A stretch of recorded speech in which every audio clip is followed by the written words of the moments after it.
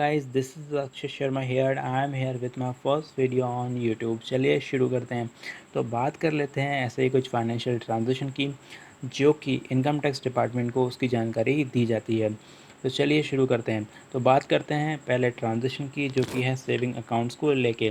अगर saving account में आपने कैश डिपॉजिट या कैश विड्रॉल किया है और उसकी वैल्यू 10 लाख रुपीज़ या उससे ज़्यादा है तो उसकी जानकारी इनकम टैक्स डिपार्टमेंट को दी जाती है। यहाँ ऑनलाइन के ट्रांजेक्शन नहीं इंक्लूड हैं, यहाँ ओनली सिर्फ कैश के ट्रांजेक्शन इंक्लूड हैं।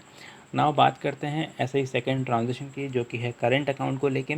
अगर आपका करंट अकाउंट है बैंक में और अगर आप उसका डिपॉजिट या विड्रॉल अगर आप करते हैं और जिसकी वैल्यू 50 लाख रुपए या उससे ज़्यादा है, वो ट्रांजेक्शन सिंगल भी हो सकता है और मल्टीपल भी हो सकता है फाइनेंशियल ईयर में। अगर उसकी वैल्यू 50 लाख से ज़्यादा है तो उसकी जानकारी इनकम टैक्स डिपार्टमेंट को दी जाती है। थर्ड ट्रांजेक्शन पे आते हैं जो कि है फ़िक्स डिपॉज़िट को लेके। फ़िक्स डिपॉज़िट अगर आपने एफडी कराई है तो उसकी वैल्यू अगर एफडी, यहाँ बात ध्यान रखने वाली है, यहाँ ऑनलाइन भी हो सकती है और कैश भी हो सकती है। तो बात यहाँ दोनों है और ऊपर के दोनों ट्रांजेक्शन में कैश की बात थी। नाउ फिक्स डिपॉजिट अगर आपने कराया है और उसकी वैल्यू 10 लाख रुपीज़ से या 10 लाख रुपीज़ या उससे ज़्यादा है तो उसकी जानकारी इनकम टैक्स डिपार्टमेंट को दी जाती है।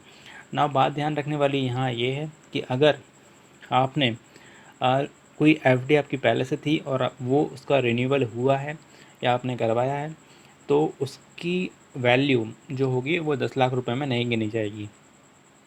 ना बात करते हैं फोर्थ ट्रांजेक्शन की, क्रेडिट कार्ड बिल्स को लेके है। अगर आपने क्रेडिट कार्ड बिल का पेमेंट अगर आपने कैश में किया है और उसकी वैल्यू अगर 1 लाख रुपए या से ज़्यादा है तो उसकी जानकारी इनकम टैक्स डिपार्टमेंट को दी जाती है। अगर वही क्रेडिट कार्ड बिल आपने ऑनलाइन के थ्रू भेजा है, अगर ऑनलाइन के थ्रू पेमेंट किया है और उसकी वैल्यू 10 लाख रुपीज़ या उससे ज़्यादा है तो उसकी जानकारी इनकम टैक्स डिपार्टमेंट को दी जाती है। नाउ बात करते हैं डिमांड ड्राफ्ट की।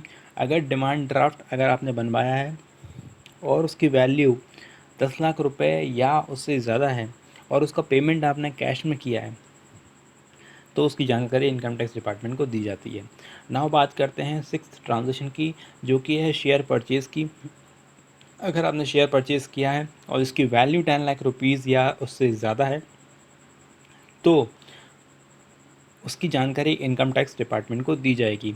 जो शेयर परचेज़ किया है वो कोई भी मोड से हो सकता है, कैश में भी हो सकता है और डिजिटल भी हो सकता है। नाउ सेवन्थ पॉइंट पे आते हैं। सेवन्थ पॉइंट म्यूचुअल फंड्स को लेके है। म्यूचुअल फंड्स अगर आपने ख़रीदे हैं तो अगर उसकी वैल्यू 10 लाख रुपीज़ से ज़्यादा है तो उसकी जानकारी इनकम टैक्स डिपार्टमेंट को दी जाती है। ये म्यूचुअल फंड कैश में भी हो सकते हैं और डिजिटल में भी हो सकते हैं। नाउ एट्थ ट्रांजेक्शन जो कि है फॉरेन करेंसी को लेके। अगर आपने फॉरेन करेंसी परचेज़ करी है और उसकी फॉरेन करेंसी की वैल्यू 10 लाख रुपीज़ से ज़्यादा है तो उसकी जानकारी इनकम टैक्स डिपार्टमेंट को दी जाती है।